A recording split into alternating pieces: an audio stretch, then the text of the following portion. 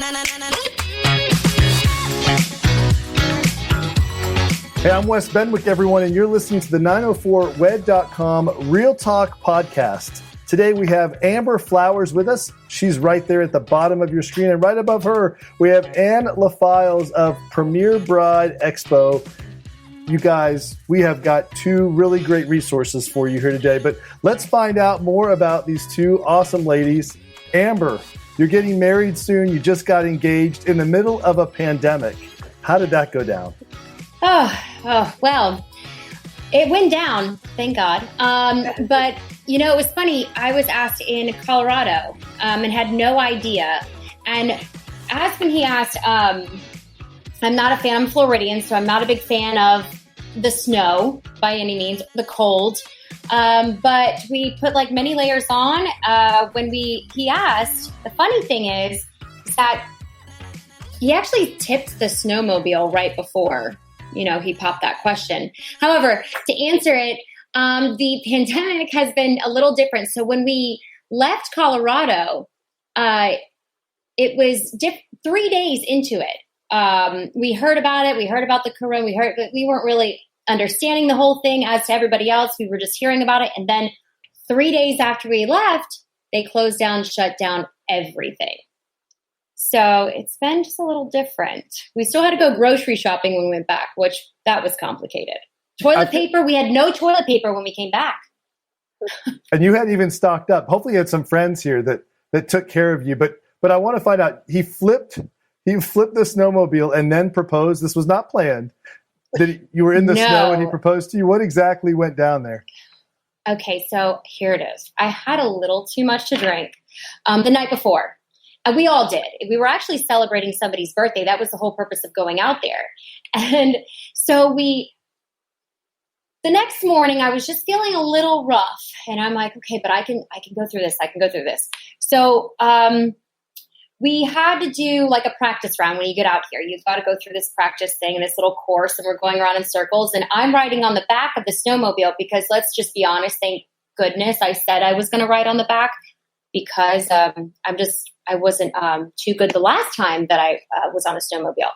So we're on the course. We're going around in circles. Thumbs up. We're all part of, I think there was about 12 of us in the group. So as we go on, and we're adults now, yay, we get to go through. And I'm just holding on like, please, I'm so parched. I just need something. Like I need water, but I'm not going to complain. We get onto the first of the and he tips the snowmobile just going around the corner on me. And he says, Flores, are you okay? That's what he calls me. It's a nickname.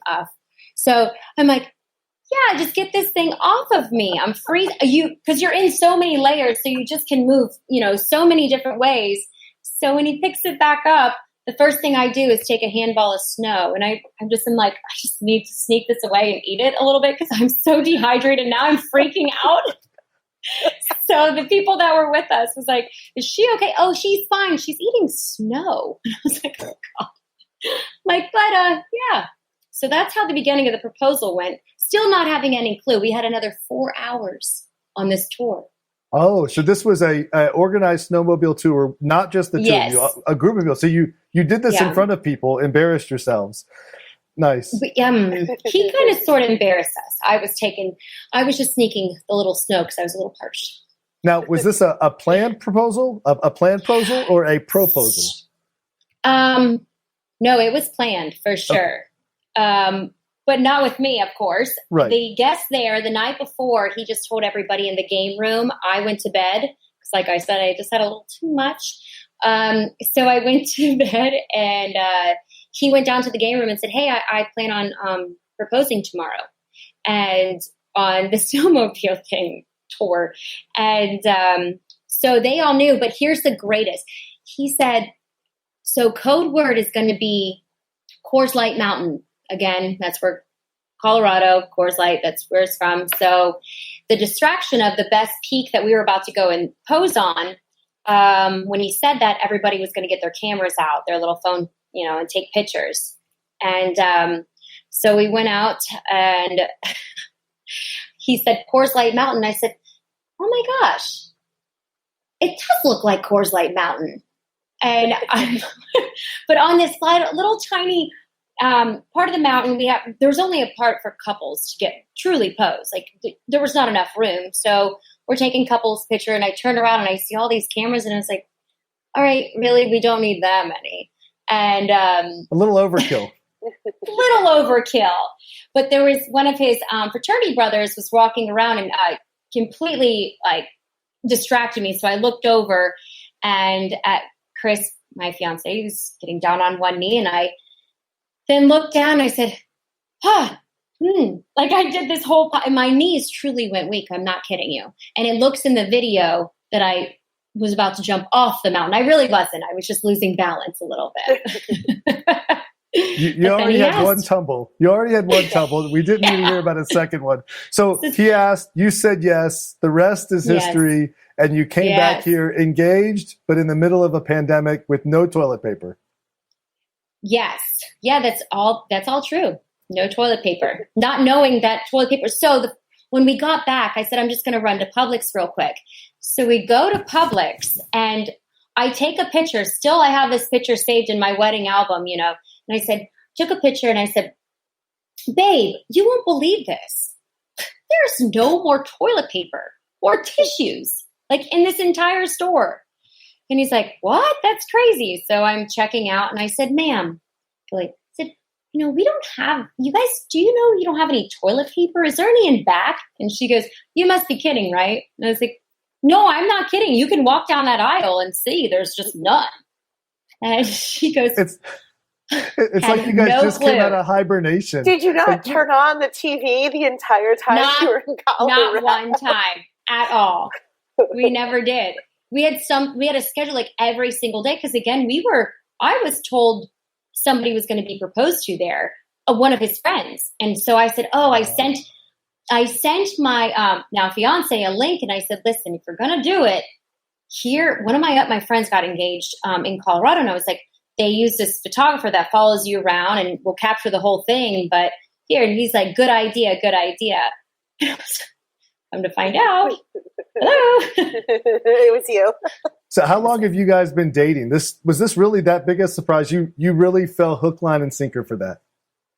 Not only for that, but I first fell hook, line, and sinker for him. We have not been together for a very long time. Everybody's like, what? So we're celebrating July 1st is our 1 year.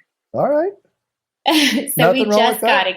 No. I guess, it's funny when you truly fall in love, you hear all these things before, like, oh, when you know, and you hear, and I'm like, oh yeah, whatever. And then you meet someone and you're like, it's not so cliche anymore. Yeah, that's right. And I'm writing down quotes in my journal, like, well, when you know, you know.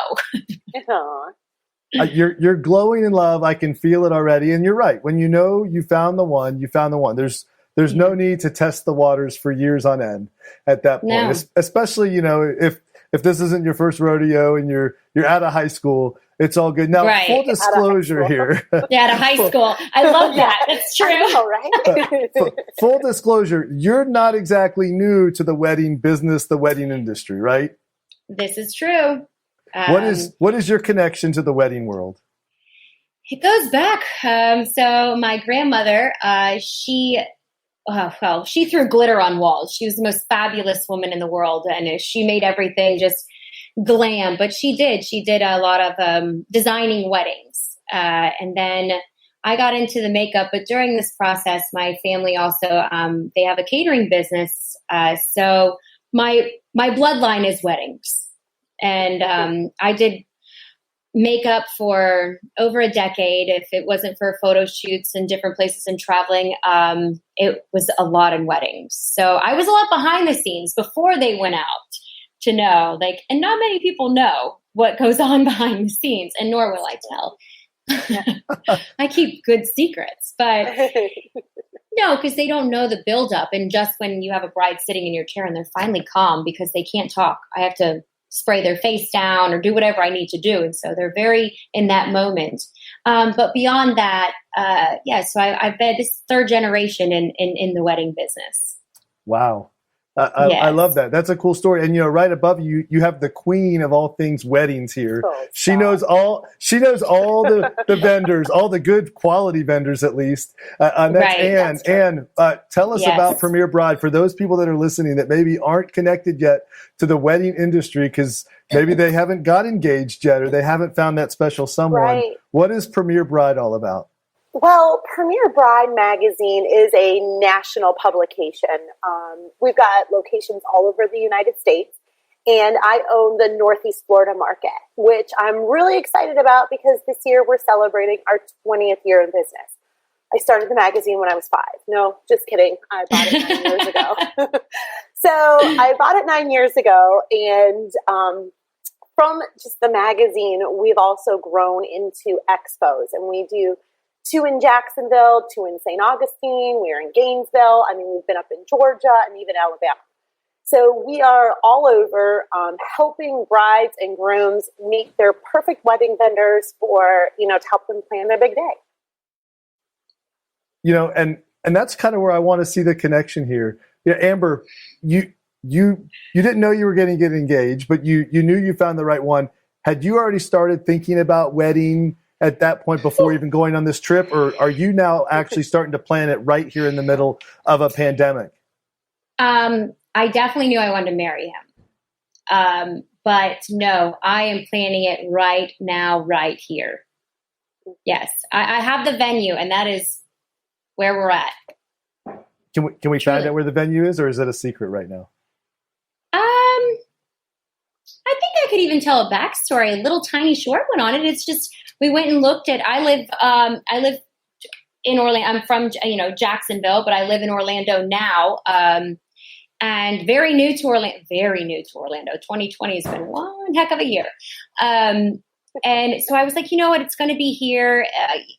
I looked around and it just didn't feel right. And so I went over to Jacksonville to look at a few places, and because Jacksonville's home. Jacksonville's where it's like my safe place. The smell of fresh cookies when you get home, it's sort of thing. My mom always cooks me grilled cheese when I get home. So I found the grilled cheese, and that was Chandler at the Oaks.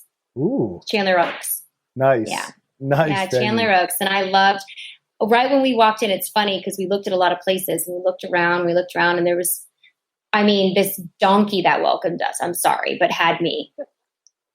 Yak is his name. And I stopped the car and I was like, oh my gosh. And it was just this donkey was so happy. So we go in and we meet Mr. Chandler, and he takes us to this wonderful tour. And, it felt right. There was certain sentimental connections to the place. And it didn't, at that point, we got in the car after we took this tour, like a hummingbird, for example, came out of nowhere. I'm like, well, there's a hummingbird. It's like, cue hummingbird. But it had sentimental things that happened to me and what hummingbirds mean. So anyway, we get back in the car and I look over at my fiance and I was like, and I already knew, I'm like, this is the place. And he said, oh, well, we found the place. And so I am loud and proud saying that is absolutely the place. Didn't you kind of have a heads up, though, on the competition? And don't you think she had a little bit of heads up because you've been in the wedding world? Like, how many different wedding venues have you been to as a professional at this point? This is true. Yeah, I think that Amber really knows a lot about the wedding venues in Northeast Florida. She knows a lot of the vendors. Her mom is like super connected. That's really how Amber and I met too. Yeah. Because we love her mom, obviously. So she's probably been to a lot of the places that also offer catering, outside catering. So she knows a little bit about them. Great point. That is a great point because I did not. The one thing to me, it was hard to find venues. I love so many venues around Jacksonville, St. Augustine, North Florida. And there are so many incredible hidden gems too. But catering was a big thing with Anthony's Catering being family. Kim, my mom, I wanted it to be at ease in a sense too. I don't want them to work. That's very important. And I know I've mentioned this to many different people in the circles. Like, I just don't want them to have to work. But I do want, Mark with Anthony's to look over everything because I'm really OCD about table settings. But being well connected, yes. And like I said, there's so many incredible venues in Jacksonville. But this one actually, it was one I never been to, ever. Really? Yes. How about that? I wouldn't have guessed that. Yeah, I know. I'm right there with you. And one of my best friends, actually my maid of honor, she was telling me about this, and she knows my vibe. And she's like, have you checked this out? And I said, no. The venue that I actually was going to do it at was having a condo. It's downtown, and was having a condo built next to it. It wouldn't be finished in time. So and that was where my heart was kind of set on the South Bank. And I was like, I don't want to have the trouble with parking or, transportation. There's another parking garage. And so when we checked this place out, there was no ifs, ands, or buts. It was it. I love it. So, Ann, I've got to ask you this. You meet a lot of brides. You talk to a lot of vendors, venues. The Amber story here of kind of falling in love at first sight. What do you see out there in the Premier Bride world? Are people using Premier Bride as their first stop to figure out what kind of venue do they want? Or is it sort of their last stop in the picture to kind of finalize things? How does a bridal expo fit into this picture? Well, I think a bridal expo and the magazines are definitely go hand in hand because when people get engaged, they want to go to the expo and they want to start looking at things. And so our magazines are free to brides and grooms all over northeast of Florida. We're in about 350 locations. So people can easily pick them up. I mean, they're even in nail salons sometimes when you're getting your nails done. You flip through Premier Bride. So once people get engaged, they want to start looking at the venues. And we have these huge venue lists and, a venue chart that allows brides to see what the capacities are, what the catering options are, all the things that they're looking for when they are trying to select a venue. So we also give the magazines out at the expos. So, I think because the expos are only 4 times a year, brides make it a special point to make sure that they go to one and go to one early because it's really the only place where you can meet. I mean, it is the only place where you can meet 120, 150 wedding professionals under one roof. It is... It's speed dating for wedding vendors and brides and grooms. That's what it is. It's a good way to look at it. Do we have a match here? I've worked several as a DJ, and that is my side hobby. That's my connection to the wedding world, and I get it. And I love meeting all the brides and grooms that come by. But let's talk about, Amber, this unique situation. Right? You're getting engaged in the middle of this pandemic. There may never be another group of brides like this. I sure hope not. But how has that been different? How did you celebrate with family and friends? Has it all been virtually? Did you break rules and get together in small groups 6 feet apart? How did you guys do this? We paused. Things are on pause because, my fiance's family, they're in Ohio and Georgia. And so we had to put it on pause. But I mean, we had our champagne and celebrated and that kind of things, but it's all good being on pause. I tell you, during quarantine, and we live in a condo in downtown. So things were kind of I had to put my dog back at my mom's house because I was like, we can't even walk the dog. We can't do this. But you know what it is? I will tell you, with the Premier Bride magazine, I did pick up, I helped budget so much that things that I didn't even know, I'm flipping through. And that's what I'm thankful for because I had a lot of time because we flip through videos and it's very easy, or we put on podcasts. But down to specifics, it's sometimes hard and overwhelming, especially if you go to the store and you pick up these magazines that are $15 to $17 and you're like, okay, well, I think I'm not going to get that brooch that goes on something for $1,700. You're like, what am I doing? So, I think that it was really good to celebrate. It was a bit more intimate. It was my new fiance and I, and we cooked together and we made things together. And so that was great. And then we just paused for a little bit for the family to come in, and we're doing an engagement party on the 4th of July.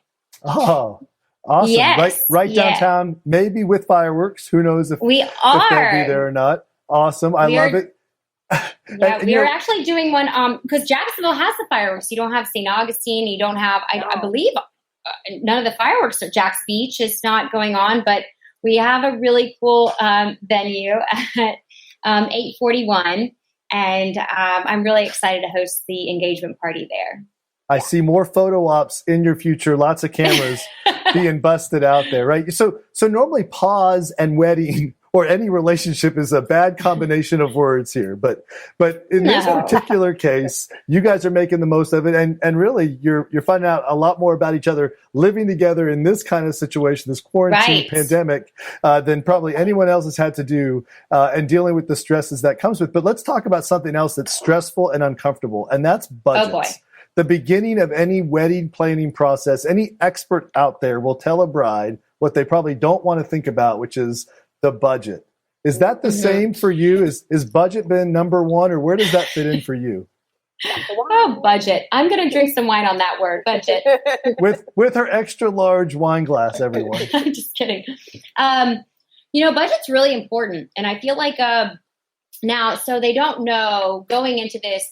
And like I said, I did look in Central Florida, and I went to certain things around town, and I was hearing in the background chat of like, oh, the budget. Don't ever tell anyone your budget, not even your wedding planner or just tell them it's $5, whatever number. But the number that I heard was like 5,000 below your budget. And I was thinking, are you guys crazy? Like the budget, people get so intimidated by, okay, they think, and this is what's bad in being in the wedding business. Budget or wedding, when you say wedding, they're like, okay, wedding. That means we're going to charge them whatever, because they're going to know they need these special sprinkles on top of this, and they're going to pay $200 for those sprinkles per cupcake. It's just ridiculous. But you hear a lot of flooding into the conversation that's nonsense. So my budget is my budget. And if you have a professional wedding planner and somebody that understands what the definition of budget, here it is. And they're going to work in that budget. And they're like, okay, you might not. And you know what? Anne, you made a great point in the magazine. Like you're like, okay, well, budget. Here it is.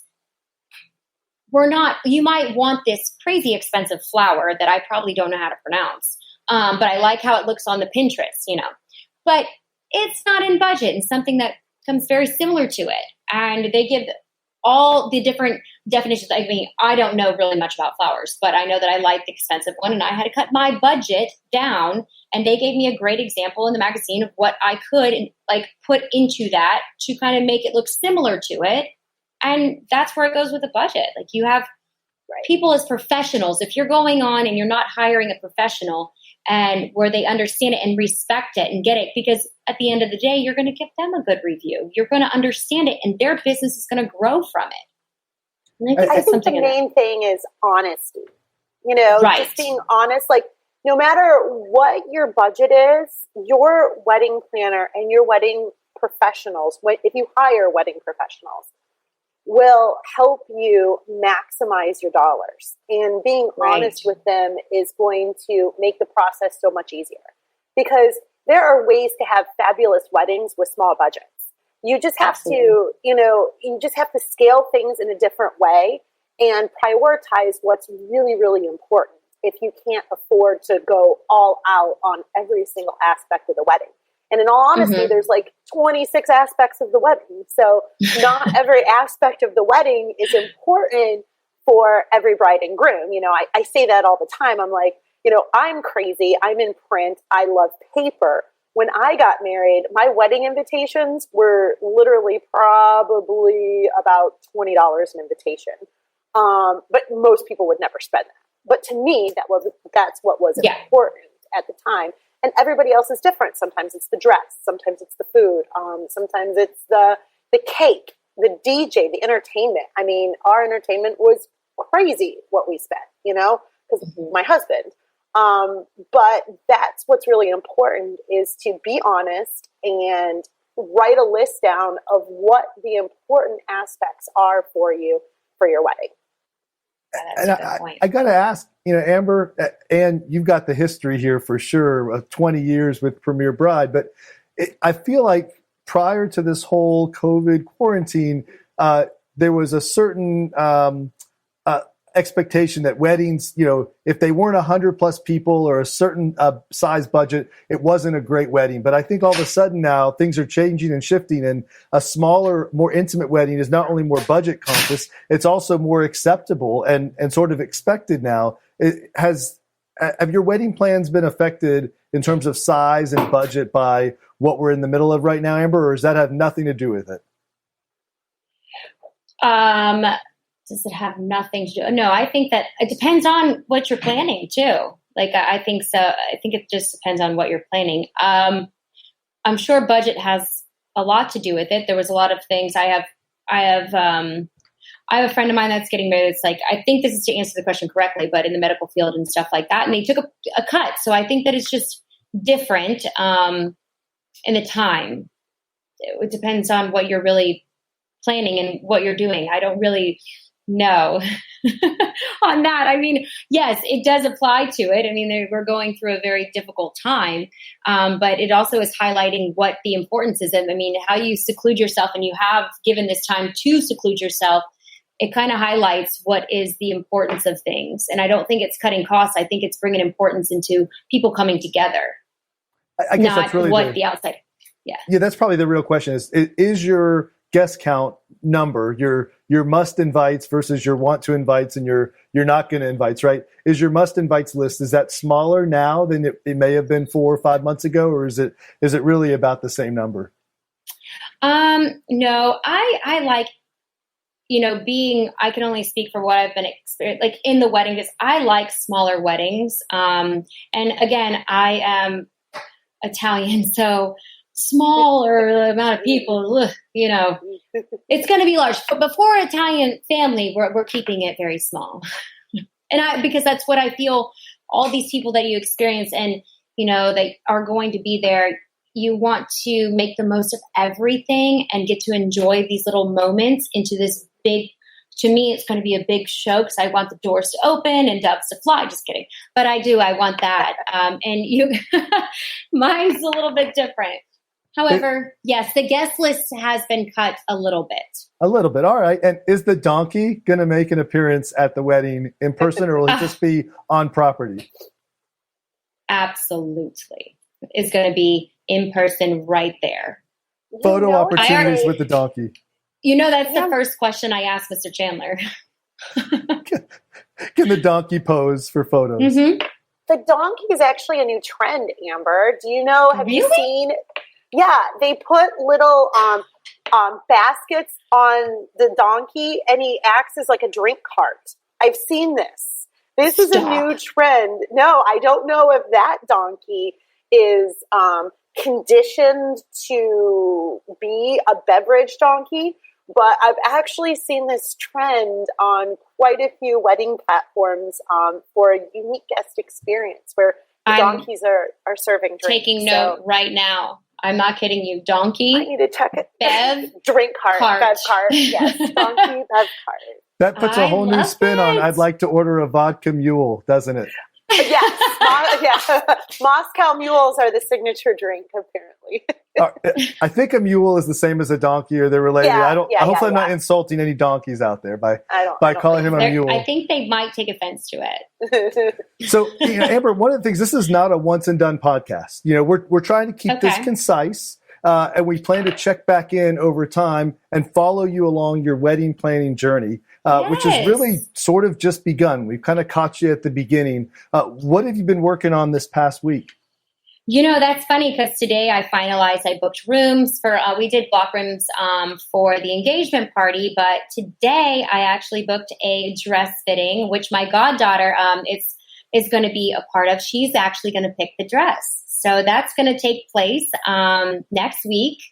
And actually haven't been, because of quarantine and everything that's going on, I wasn't able to ask my bridesmaids, but with a very fabulous mask. They are making it. And so I'm going to ask my bridesmaids this week and my goddaughter to pick the dress. So that's been in plan. And that's not easy. No. To have everybody plan during this time is not easy. I can only imagine. How are you staying face to face? A lot of FaceTime, a lot of phone calls. Are you getting creative with some Zoom meetings out there? What are you doing?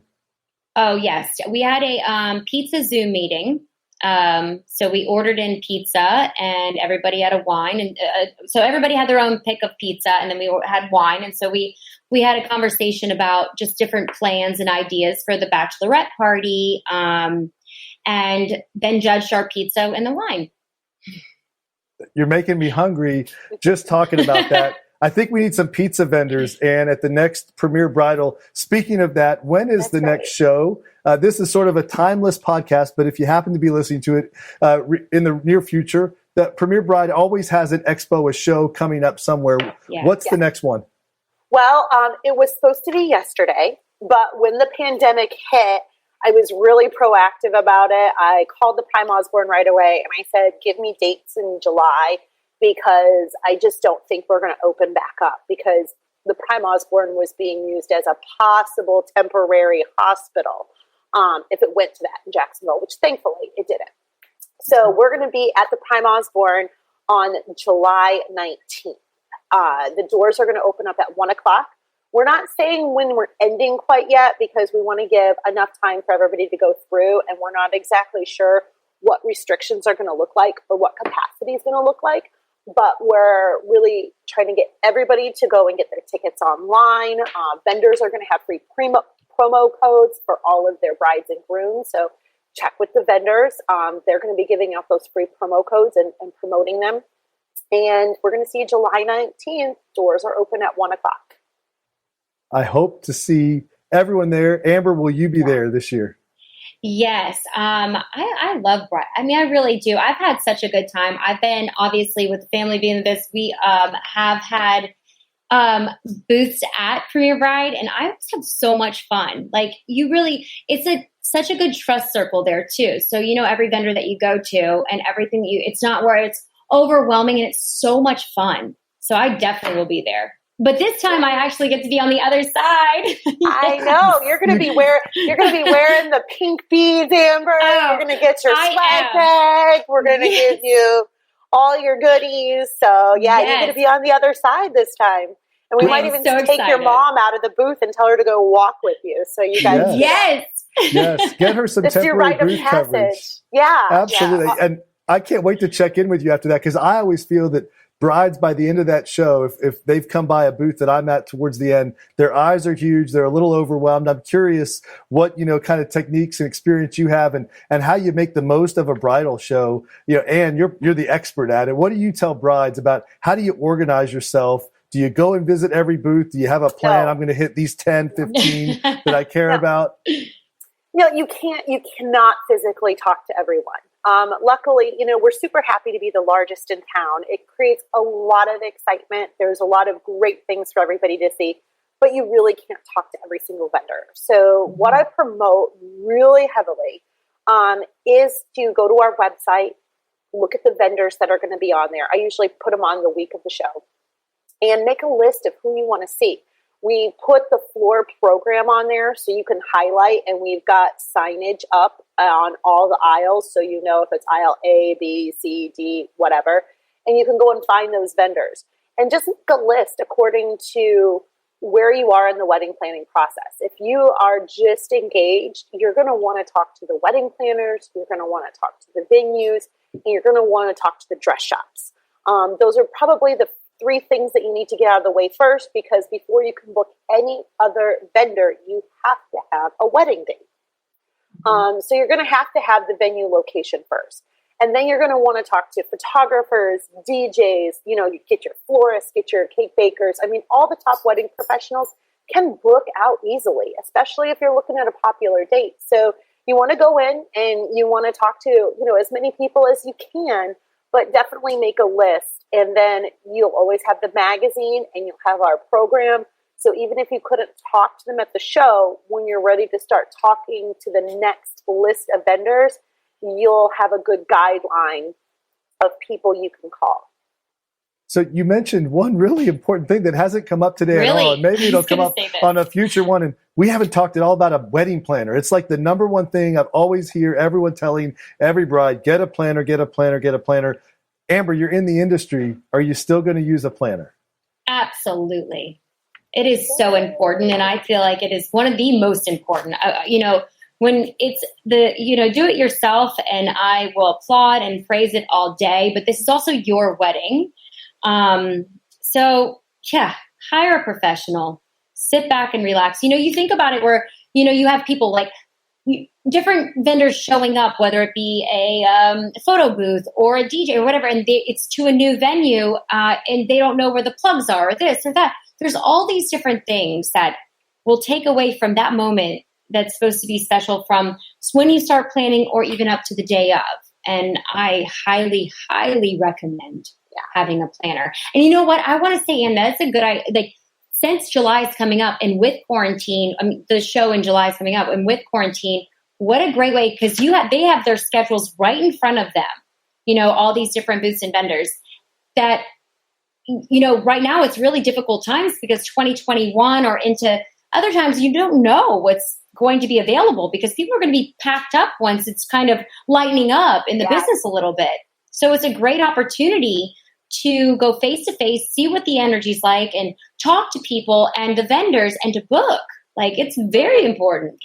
Mm-hmm. And what are you seeing happening out there in the world of wedding planning? How big of a category is that for you? And how do you manage it? How do you only have so many out of all of the planners that are out there? Well, I've always said that, I want to make sure that there's the very best at my shows, but there's not an oversaturation of certain categories. So as I've worked with people throughout the years, they book well in advance. And so they've always got a spot at my show. There's certain categories that haven't opened up in years. So we really do have the creme de la creme of the wedding vendors that come there because they understand how valuable the shows are. They get a lot of business off of the shows. And I think brides and grooms appreciate that as well, because if vendors are paying for a booth space at an expo, they know that they're a serious wedding vendor and are going to do their very best for them, at their own wedding. So, it goes hand in hand. Amber, I've got to ask, what came first, the wedding planner or the wedding venue and the date for you? What was the order for you?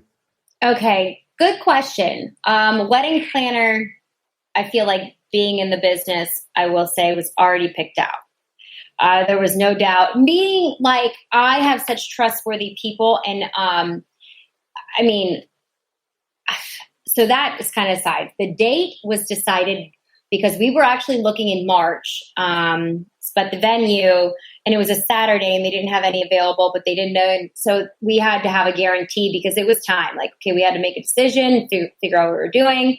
So what came first? My vision? Is that selfish? I don't know. Where can I see this come to life? Well, we're going to be talking about vision as we get through this. We have only so much time today, right? But vision came first. I get it, and then the planner, and then the venue. Is that what I'm hearing? Yeah, I would say that. Where could I make this vision that? Where could I make it come to life? And I found a place that just fit it. And the planners, there's no doubt. We got some good planners on team, and we'll talk about that. Well, let's get into that because I think we should talk about those planners. Well, and I just want to say too that even with, I think the COVID-19 pandemic is the best example we could possibly have of why you should have a wedding planner, because all of a sudden life just completely shut down, and all those brides who had wedding planners were able to completely reschedule their wedding, and their wedding planner was doing it for them. So unfortunately, the wedding planner did double the work. The wedding planner did double the amount of work, but they took a date in March, April, or May, and they completely moved an entire wedding to a whole nother date and coordinated it with every single vendor that they were working with. And then they had to make sure that those vendors had availability too. So there was so much back and forth. So people not in the industry or have never worked with a wedding planner don't even know what the wedding planners were going through during the pandemic. I mean, if you used a wedding planner and you're a past bride, send your wedding planner a bottle of wine. They need because it. They deserve it. Like, they have been working overtime. It was absolutely insane. And it was something that the wedding industry no one has ever seen a shutdown before.